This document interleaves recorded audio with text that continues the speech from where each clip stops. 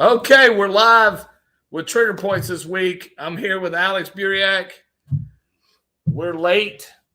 It's understandable, but we got some he's got some exciting news. I got some exciting news. You go first. I'm just excited to be here, Rob. That's it? That's it? No, we found out that come late February, early March, you're having a baby boy. You're having a baby boy. Mm-hmm. Well, okay. So the reason why I could not be on Trigger Points this morning or do the podcast this morning is because I went to my first ultrasound, and we're having a baby somewhere around April 10th. April 10th? 10th. I'm sure it's not like a kitten. This is a baby. I'm pretty sure, the ultrasound, hold on, give me a second. The ultrasound came back positive that it's a baby. It is a baby. It's human. That's a human baby. Fantastic news. Human baby. So I didn't schedule anybody other than Alex, so we could just talk about, what we got going on in our personal lives for a little bit, so that y'all could see that we are human and that we have the same issues that you have going on in your lives, and we're not just loan officers that just or work for a company that you don't know anything about us. Yeah, and just life happens, but you got to be able to manage time and manage business and manage family and stuff like that. We totally understand, and when we're helping people with loans or anything like that, you're part of a family, you're part of a team. Mm-hmm. So you gotta understand those types of things within yourself and with everybody else to help them grow and help them prosper. Yes. I was excited, a little nervous, but I was a little excited this morning. I did not, as I told you, I did not sleep at all, hardly last night. So I got up and went to the gym. I know you were really excited about that.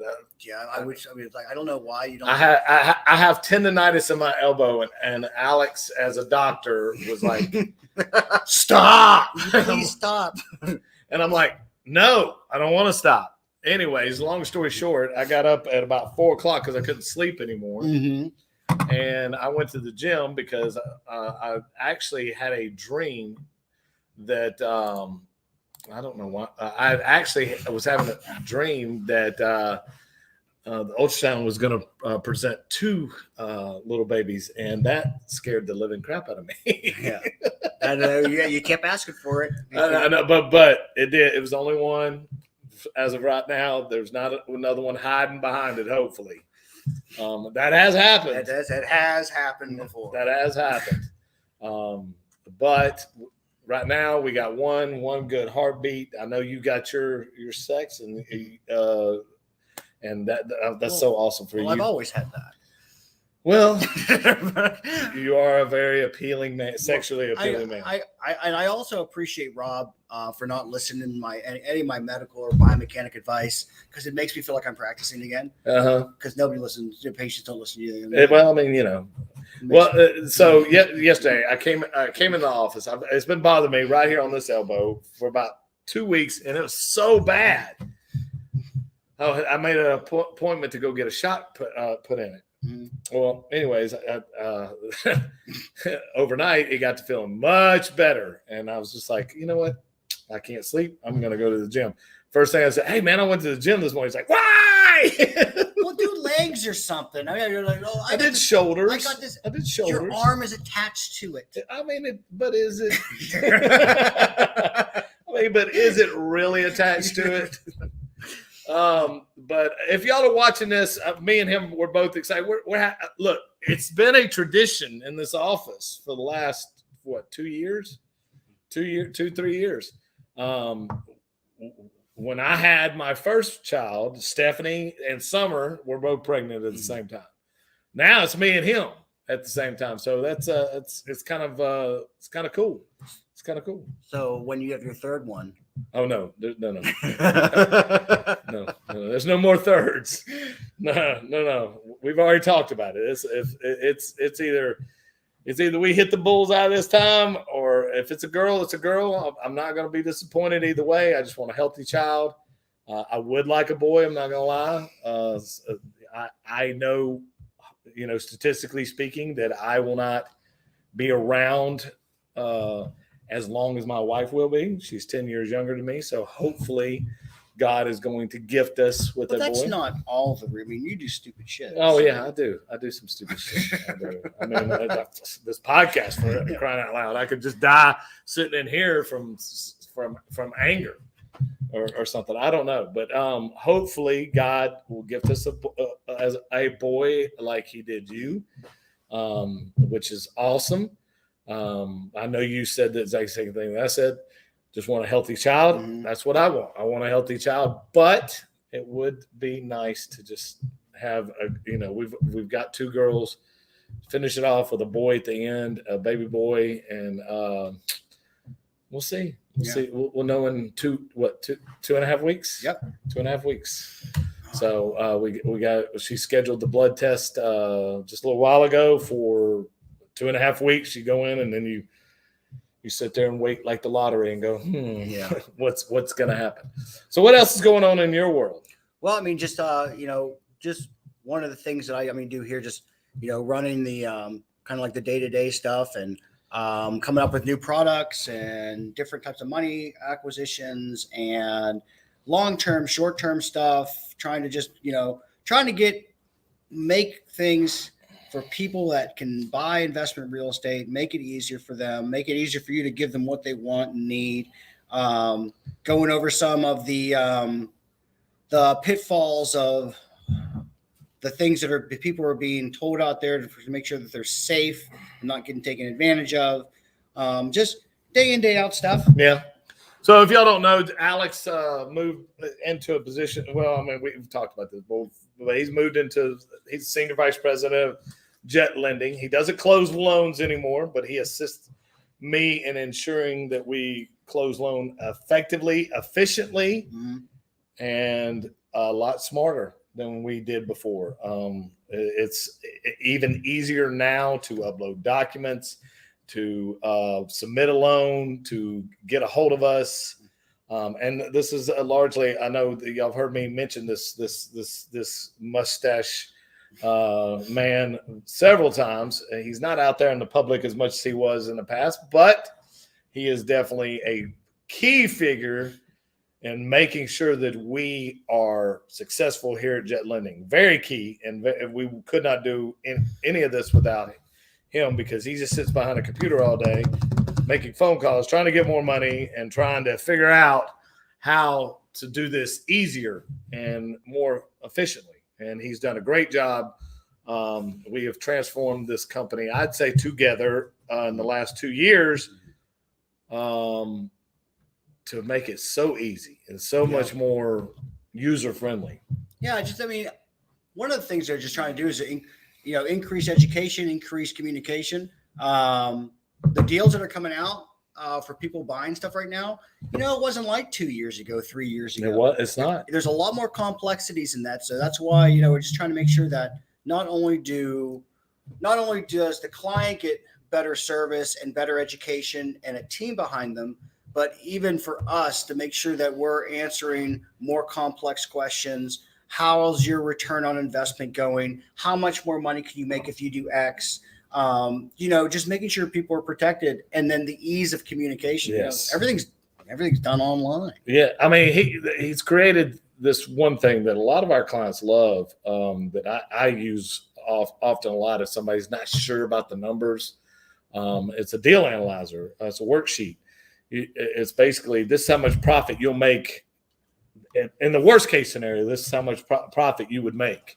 Yeah. Holding the property for a full 6 months, and we can send a snapshot. Hey, if you can make $20,000 and hold this property for 6 months due to rehab, why wouldn't you do this deal? Or $40,000, and it automatically predicts that for you, and it gives you a better picture. Oh, okay. Well, my payments and all my holding costs and all this stuff, and I'm still going to make $40 net.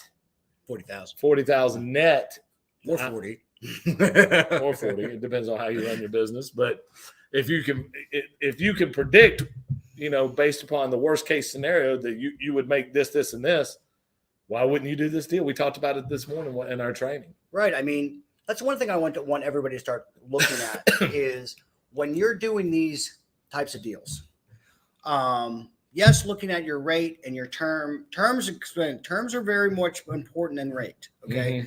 So we can get into reason why later if you want, but look at your return. Okay. So if you are spending X amount of dollars, a lot of times what I'll see people do is they'll go in and say, oh, I bought it for this, I put this much in rehab, and then they minus the ARV, and then they're like, okay, that's how much money I'm making. Or they'll calculate their rent minus their maybe management fees if they have one. If they don't have management fees, they don't minus everything. Like, oh, that's my cash flow. And you're not looking at the bold picture of gross versus net. So what we do here with every deal is we look at if you held this property for 6 months, if you had to pay yourself back every interest payment you ever paid, any HOA dues that you may owe, utilities, any pool maintenance stuff, your second closing costs. If you're out of pocket at closing, if anything money out on your deals, you have to pay yourself back that money to get your true net. And that's what we look at because, like I've always said, finding money is not the issue in this market. When the market dips, you're going to have a bunch of properties, but not a lot of money out there. Will be out there, but you'll see a lot of people go away. And it's going to happen. It's already starting to trend. So that's when money's hard, when the properties are abundant. Yes. So it's not hard to find money. So what we do is we try to scale your business because if you're making money, then we're making money if you utilize us. So this what we do is we analyze your whole investment idea and how you're trying to scale your business to see does profit margin X equate growth. If yes, you close the deal. Doesn't matter where the property is, doesn't matter what you're doing. If it's growing, then you close on the deal. And I'll put this in layman's terms. If you want to grow your business and you want to do multiple properties, we want you to do multiple properties. Mm-hmm. And it's basically what Alex is saying in country boy terms. We want you to do as much business and be as profitable as possible. So that's why we do extra analyzation. I honestly, there's lenders out there, and we've talked about this. Of course, we're biased. We work for Jet Lending, but we know what the competition does or does not do. That's how we stay in competition with them. They're not doing this. I know we know for a fact they're not. They're not putting these products in your face and saying, "Hey, this is what you could make. Mm-hmm. Here's a snapshot." Not here's what the loan will look like. Here's what you're going to make, analyzed. Right.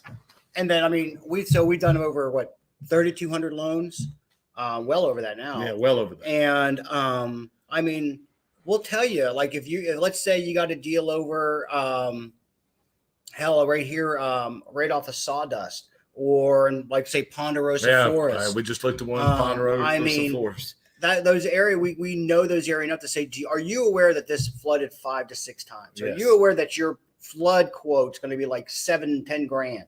Did you calculate this in your profit margins on your acquisition? Do you realize when you sell the property, your buyer's going to have to do this? Or if you're holding it, you've got to calculate that to say, hey, my flood insurance is going to be $7, $8, $9, $10,000 a year. Mm-hmm. Those are real numbers if it's a multiple flood. Okay, right. We're not making this up. So you're going to be paying more than your rent collected. That doesn't make viable sense. And this isn't to say you don't buy those. It's to say that you should be aware so you can buy them differently. Or buy them deeper. Yeah. When we talk about deeper, we talk about deep. Right. Yeah. So it's not that you shy away from these investments. It's that you buy them in the know of your all-in costs so you can make sure that your investment is safe. The moment you start trying to say, well, I think in the future, this property is going to do X, that's speculation. And when you're speculating, you as the investor uphold more risk for that prediction. So that means that when you have us looking at from today to the past, and then you looking from today to the future, you look at that risk to say, does this equate what I need to not just stay in business, But let's get real here. You guys got into real estate investing not to get another job. You guys wanted to end up not working. You guys wanted to be wealthy, not rich, and there's a difference. So you wanted to end up being wealthy. We try to give you the least the tools and the talent to obtain the wealth. Yes. There's a lot of things that I think that we do that are much different than other lenders. I mean, there's a lot of good lenders out there. Look, we have relationships with them. Oh yeah. There's a lot of great owners out there. There's a lot of predatory that you have to be careful about. But we always talk about we're a source of information, not just a lender. Hey, you need a mentor. I think we know some people. Yeah. You need a construction. I think we know some people. Don't always think of Jet Lending or Rob or Alex or whatever as just a source of getting money. We've got friends in this community of investors that we can point you in the right direction. Hey, look, you didn't close the loan with me. That's fine. Just happened. Yeah. Just happened. We just talked about this 2 weeks ago. Lady called me in trouble. Didn't close the loan with me. I don't hold a grudge. But she's like, Rob, I need some help. I'm in a desperate situation. What can you do for me? I said, well, I don't think I can do anything for you because you're just going to pay double closing costs and you're already at 70% of ARV. You're going to bring more money to the table. Why don't I get you hooked up with somebody that I know that can help you and get you on the right path? Right. Sometimes it's with us and sometimes it's not. We want you to stay in business. Yes. So though in that circumstances, I'm not making anything off of that. I just want you to understand that we're here to take care of you in more ways than just, hey, here's some money. Yeah. You know, we don't care about you anymore, you know? Right. Just like you guys, when you're out there buying properties, the ones that are really successful, and I know this sounds very philosophical, if you care about people and you care about doing good ethical business, you guys are the ones that are going to be continually being in business. Mm-hmm. You guys are the ones that when you're buying them anywhere from 40 to 80 cents on the dollar, you probably got that deal. Not to say that the highest bid doesn't always entertain people to try to go that direction, but they liked you, they trusted you, and you showed them some empathy to where they had a problem and you were there to solve it, and you had enough confidence within yourself to get that deal. Remember that when you're negotiating deals, it's not the highest bid. It's those things. Were you empathetic enough to gain the confidence of that person that you were trying to help them get their problem solved? Yes. Problem solving. Mm-hmm. That's what we do here at Jet Lane. That's what, and you know, Alex used to be the man here. You know, yeah. I mean, he used to kill it until I walked through the door. What? And then his little soul just slowly but surely said, he's going to catch me one day. I've got to move up in this company. He's going to catch me one day. I was too nervous. He was a nervous nanny. And he was like, nervous. You know what? If I don't move up in this company, he's going to catch me one day. And it happened. I caught him. But he moved up in the company, so he got his wish. Yeah. I got too nervous. He got too nervous.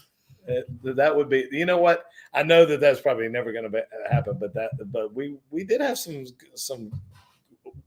I had a shift. Johnny will tell you, he don't know when it happened. He's like an alien took over my body. I know when it happened because I had different focuses in life. It's when I got married.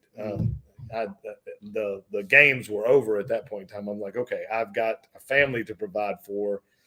I've got to get more focused on what do I want to stay here and make something out of it, or do I want to move on? Well, I was here and I had it was a safety net, and I was just like, you know what? I'm gonna stay here. I'm gonna ride it out. I'm gonna get good at my trade, and I'm gonna do this. But there were once I made that shift, there were some months that we were neck and neck. He always beat me though.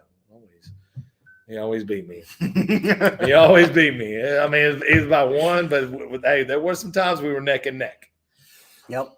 But hey, you know, now he's moved on to other things, and now, yeah. Yeah. And he's about to have his third baby. Mm-hmm. God, I cannot believe this. It's like it's almost like a surreal moment. Like it's unreal, especially because my wife. You look at the sticks, and it's all well and fine until you actually see the ultrasound and see that there's a life in there, and you're just like, wow, this is real now. Yeah. This is real now.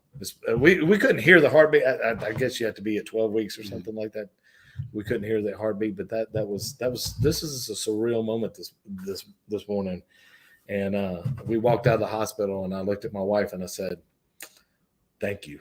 And she's like, "You're welcome." I'm like, because she didn't want another one. She's already got two, and it took a little convincing, but I was like, we should just at least try for a boy. And if it's a boy, yay. If it's a girl, yay. But we're done after this anyway. So I think it's going to be great. Yeah, it's going to be great for both of us. I mean, he's in his 40s. I'm almost dead. You're 45. Yeah, I'm almost dead. So hello. Who is hello, the Facebook user? Hey, hello, Facebook user. Who is? Speaking of, if you guys are watching on Facebook or YouTube or any other broadcast, if you have any questions and you put it in the comments, we'll answer them for you. Yeah. Basically, what I do here, if you want to get like some of like at least what I'm good at, marketing, operations, efficiencies, even negotiations. You have any questions you guys are having issues with? You guys are having a hard time in a market, anything like that, or even if it's off topic, if you put them in those chats, we'll answer them for you. And if you're on YouTube or Facebook, you hit like or subscribe. You always get reminded when these things come up, and we always add educational videos and things like that from time to time. So we're always pumping you with education and content to get you better. Yeah, I mean, I think honestly, the content that we put out is far better than most people realize. I mean, our YouTube channel is full of educational videos on how lending, how to calculate ARV, how to run comps, how to do a lot of things how to take pictures. How to take pictures of a property. First things first is, you take a picture of the address. Yeah. I mean, we're trying to get to anywhere where it's like anything that could be helpful. Anything could be helpful. Yeah. Oh, we got one. Okay, Rob. I just wanted to let everybody know Rob is cool as a fan. If you bring him a deal, he will be right on time. Hold on, we got to put this up. I don't even know who this is, but thank you so much. Read that for us. Me? Yeah. Okay. I need my cheaters. Rob even called me on a Saturday morning to make sure that everything was going good with the property and how I was doing. Okay. I don't know who that is, but thank you. Yeah. Thank you very much. Rob definitely understands the notion that investment real estate doesn't really have a 9 to 5. It does not have hours. Most of the times it's when our investors have time, and that's after 5, and that's on the weekends. I was telling Rob the other day, I once closed 4 loans and sold a property while I was in Ireland. I mean, you guys don't wait. You guys can't wait. And that's the whole point of asset-based lending and this and everything that all the lenders do is speed and comfortability. And Alberto has asked, do we have a license for those guns? They're unregistered, champ. Yeah, they are so unregistered. You don't even want to know, buddy. You don't even want to know. Hey, they're huge. They're huge. I'm not saying mine are bigger, but I am. But they could be bigger. Don't know. Might be bigger. Anyway, I don't know who exactly. Baytown. It just says Facebook user, but whoever it is, I'm trying to figure out who actually said that, but thank you very much. That is my job, is to make sure that you're taken care of 24/7, Saturday, Sunday. It doesn't matter. I mean, hey, look, most of the time I'm sitting around with my family farting off anyway. So if I can help somebody do something, and make sure that they're taken care of. That's what's important. Is accessibility, is reliability. Everybody says, "Oh, what's your rate and terms?" Yeah, okay. We all got to make money. Mm-hmm. We all got to have rates. We all got to have terms. Please pay attention to terms. Yeah, I mean, if I'm lending you 100% financing, but my terms are better or maybe higher, but you're less out of pocket, I'm going to tell you, I'm going to choose the less out of pocket because I want my cash to work for me. The reason why I keep mentioning terms is there's a lot of out there that is like, they're called, what they're called in the industry is teasers. Yes. Okay. So the teaser rate, you call in and either A, you never qualify for it, or B, you do, but it's a 3-month term and not a 6-month term, or it's a 12-month term, but at certain months, the interest rate goes up, or it's a 6-month term and then they will negotiate with you if they extend, whether you're paying your bill or not. Yeah. Or there is a 2-point term, but in 60 days, there's a 1.5 points put on the back end. That's why I'm saying rate is one thing. Thank you, David. Terms are quite another. So that's why we always put our terms of what we're doing with your estimates so you can understand, hey, does this rate work? Fantastic. What about the terms? Do you need to change the terms? So that's why we made that video on YouTube, what to ask lenders, because again, they'll have a lot of teasers, like they'll throw the term junk fee in. And it's like, okay, well, you say that, but then there's this over here. And what are you talking about? So that's why you have to disclose everything, and you don't disclose it when the HUD comes, and then the borrower has to make a hard decision if they close or not. Yeah. Try to make sure you understand your terms so you can calculate your profit margins, so you can see, is this the right investment for me or not the right investment for me? And that's why terms are important. Another tidbit about the client that called me. They didn't order an appraisal. And she really regrets it because she didn't have a second set of eyes on it. It's like In our case, a third set. A third set. It'd be a third set if you're doing the deal with Jet Lending. Appraisals, guys, I'm gonna tell you, these people or other institutions that's promised no appraisals. I'm gonna tell you, in my experience, and I've talked to a lot of appraisers. I'm friends with a lot of appraisers. I talk to them often. Because I want to educate myself on how they do their business. But having an appraisal will help you fight, even if it has Especially nothing. Rentals. Yeah, rentals. It'll help you fight on a refi. It can help you identify things that you didn't know about that market. School districts can add value. Hell, there's places in Houston that you split the deadgum neighborhood right down the middle. One school district will sell for $50,000 more than the other school district. That is a fact. Look at Spring ISD. Yeah, facts. So when these lenders are saying, "Oh, we'll close quick, no appraisal," you need that. I would still get one. Yeah, I mean, if you're not using Jet, and you're fine, but we're getting it's a snapshot into the future of what your buyer may see. You could line up 20 appraisers and get 20 different numbers. Like we don't find it as like the holy grail, but it is a data set that should be recognized on what the industry is going to show on even purchases and refinances, so you can project. Luck favors the prepared. So at least you can have an idea of what may come, so you can formulate an argument if that should come. So I feel that using that third-party service, appraisals, is warranted due to the fact that it gives you more ammunition for arguments that may come later. Mm-hmm. Well, so in this client circumstances that we were talking about, she didn't order appraisal, cheaper rates, cheaper terms. Great. Came to me with an issue.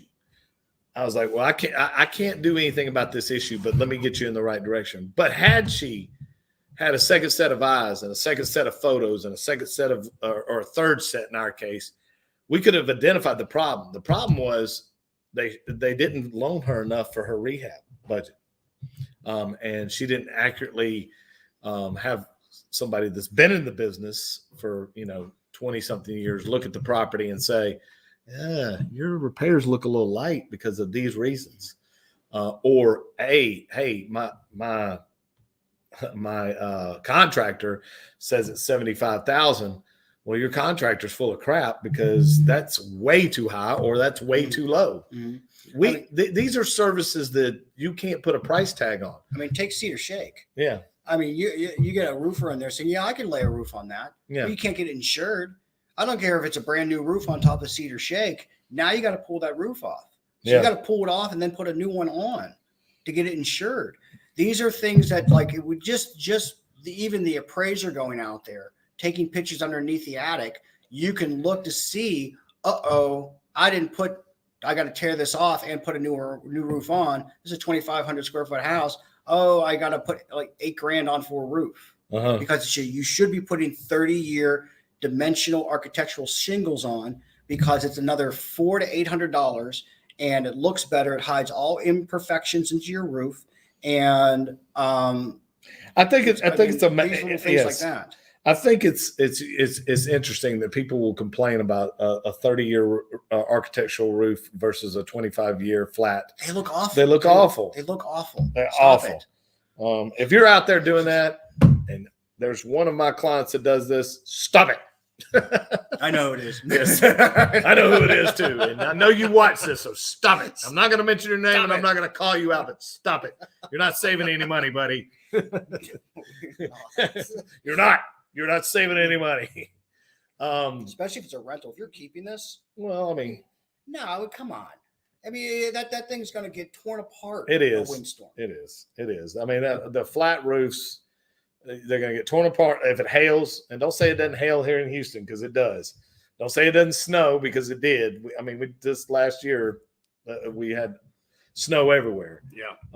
It's going to tear it apart. They're flat. They have no pitch to them. I like the way the 30-year shingles look better anyway. That's one of our requirements. And you should want it because most people that are smart, they'll look at it and say, hey, that house right there is something different about these two roofs. This one doesn't look right. And it's minimal cost to upgrade. Yeah. Minimal cost. So that's really like about $400, $800 difference. Yes. It's not much at all. And it's not much for the quality. It really isn't. So, just not to beat the appraiser bandwagon down, but we just had a client who refinanced, I believe it was an Airbnb, and the refi appraisal was horrible, and they got to argue their point with the appraiser that we used. Yeah, and they're like, and the bank accepted. Mm-hmm. Sure did. And they're like, okay, that does make sense. Yeah. Don't do that. Remember the old thing, knowledge is power. Having that evidence to produce an argument is valuable. Yes. So it costs a little bit more, not much. I mean, we're talking about $500 for an added value of protection on an investment property. That's small in the grand scheme of things. Client had our appraisal that we did, went for a refi. The refi was appraiser, for whatever reason, shorted the value. I sent the other appraisal in and to them, and they used it as evidence, and they said, well, I can see where they got their comps. Okay, well, we're good. We're going to use this one. Yeah. And we'll just move forward. Because you provided evidence, and they went back to the appraiser and said, hey, look, this is evidence that the values are way higher than where you're at. He said, oh, I didn't think about this, and this. I mean, appraisers are not gods. They're just licensed personnel. And then at least with our comps, you can even produce an argument to them and say, well, why didn't you use 43 Maple Street? This is on the same side of the busy street. This also has a garage conversion, and I'm converting the garage. You're like, oh, that's right. I forgot. So when you're doing deals, it's always good to have a team of people that you trust. And so you guys can put your heads together and brainstorm ideas to produce arguments for values and terms and how you can structure your business. Because another thing that you'll get is, people don't even realize you can do asset-based 30-year terms. You can do asset-based 10-year terms. You can do asset-based commercial terms. We have a way to do a 30-year commercial term. Are they bank rates? No. But are you now increasing your inventory, making yourself more bankable to portfolio out in 3 or 4 years at a bank rate? Yeah. Did that appreciate 9 to 12% over the years that you held it? Yeah. Could you now probably refinance and cash out and buy another property? Yeah. So that's why we do this. And that's why he had me on today, because I know it's kind of weird that, 2 guys from Jet. Okay, I got it. But I'm here kind of as the person that's going to help you, like with the, on the show with the, how can you grow your business? How can you improve your operations? How can you improve your efficiencies? How can you develop better marketing? How do you deal with arguments in a negotiation? Those kind of things like that. So, you get a different viewpoint. You call Grant Cardone. Who? You call Grant Cardone. I'll give that's how you win arguments. You just call him. Just give him a call. And just give him a call, and he'll close it for you. Yeah. He that's what he said. Just give me a call. Just give me a call. If you can't close it, I'll close it for you. After you've done your 10X training. Yeah. He's like, if you can't close the deal after you've done your 10X training, then give me a call. I'll close it for you. I'm gonna tell you guys right now. There's a fee. Probably. I didn't think about that. He's probably going to take the whole deal. Like, you know what? I closed them, but you gained all this education. Yeah, you get all. I closed them, and I got $40 million on top of it. How'd you do that? Don't ask questions. I got $40 million. I'm like, they didn't even have $40 million. They had it. You just didn't ask. He's right. All right, guys, we're gonna keep it short and sweet, considering it's late in the afternoon. We got work to do. Look, we just came on today to be consistent. Yeah, Andy. One more thing. Okay. One more nice little tidbit for operations. As you guys know, Monday there'll be a storm in the Gulf. Yes. Now we've lucked out so far this year that it pushed east, but it hasn't pushed all the way east yet. But all the paths saying pushing east. When you guys are investing in properties, please, between April and September, which September is the busiest month for hurricanes for us, make sure that as you see storms in the Gulf, make sure your properties that you are investing in are bound. Okay, this is prior to closing. So you have a bound insurance to allow you to close on the property. If you do not have insurance and the storm moves into the Gulf, you will not be able to bind your insurance coverages until that storm moves out of the Gulf. Okay, so if you have properties in your portfolio today, whether they're flips or rentals, and someone didn't make you get insurance, and somebody didn't, well, I'm not going to make you get flood insurance. You better go and get bound. Okay, especially in those months. Because you cannot get bound as a storm comes. And by the time it projects to Houston, it'll be too late. You can't bind insurance. And if you didn't know that, now you know. Okay, so just we're reaching out to all our clients today to say, hey, bind your insurance so we can close. And make sure it's renewed if it's been over or if it's even close to a year. Here's another thing we do for our clients that I guarantee you other people don't do.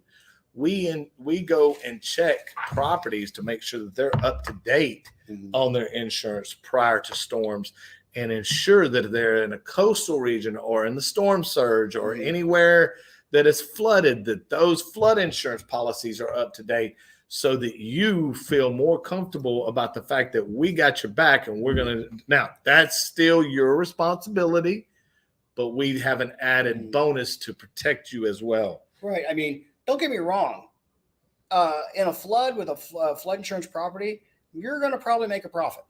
Okay. So it's more just to make sure you're covered, because when you're not, and you just completed the rehab and now you were waiting for some liquidity for the closing, that's how people end up out of business. Okay. So just as the storm approaches, I know it's not projected to hit us, but keep that in your hat for when you guys are closing on stuff.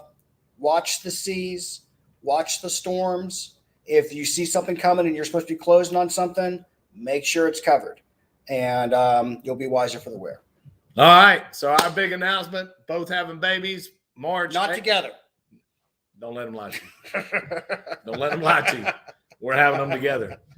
We're having them together, same delivery room, everything, just on different dates. But anyways, guys, we're going to cut this short. We got work to do. But, we try to stay consistent with Trigger Points on Friday. Next week, it will be on time. Hopefully, I reached out to him. Chris, if you're watching this, I sent you an email, but I will call you. Hopefully, we can get Chris Bounds for next week. That's going to be a good, very, very successful guy. Yes, Chris Bounds, EXP extraordinaire, and also real estate investor. Hope to see you guys next week. This is Rob Trigg with Jet Lending and Alex with Jet Lending. Trigger Points out for this week. See you guys later.